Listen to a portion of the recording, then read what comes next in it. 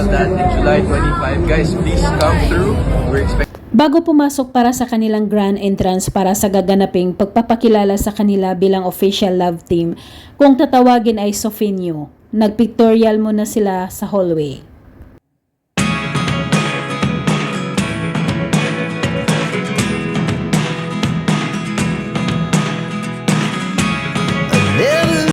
Official nang ipinakilala sina Sofia Pablo at Inigo Jose bilang love team at nabuo ang Sofinio Our Own World Fan Meet event sa pamamagitan ng kanilang mga admin.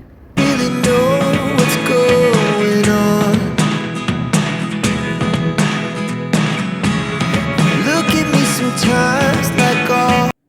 Maraming kinilig sa kanilang dalawa dahil sa kakaibang chemistry ng Sofinio. Marami ang excited na kanilang mga tagahanga na mapanood pa ang iba't iba nilang project soon. All you want to do is run. Hear me out, hear me out. Nagkakilala ang dalawa nang pumasok sila bilang mga housemates ni Kuya, ang PBB House. Sa loob pa lang sinabi na ni Inigo Jose na crush niya si Sofia Pablo. Ready? 1, 2, 3. Alright. Sa paglalakad ng dalawa papasok ng event, lalong kinilig at hiyawan ang mga fans nang makita nila sina Inigo at Sofia na napakaganda at gwapo sa kanilang puting kasuotan.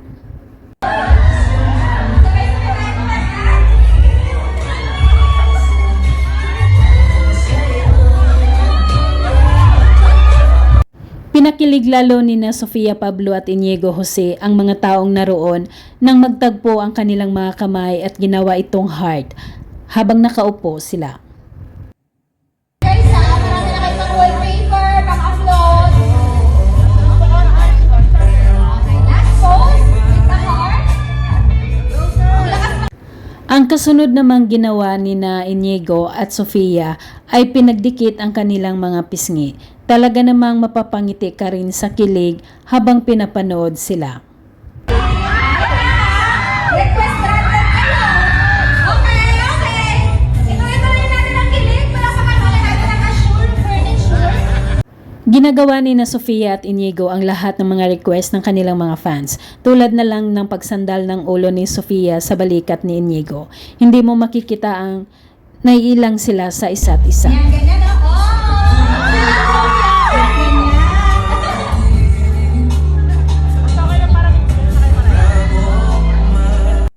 Lalong naghihiyawan ng mga fans nang sumandal din si Inigo sa balikat ni Sofia. Naging matagumpay ang kanilang Sofinio fan meet and greet at naging masaya ang lahat.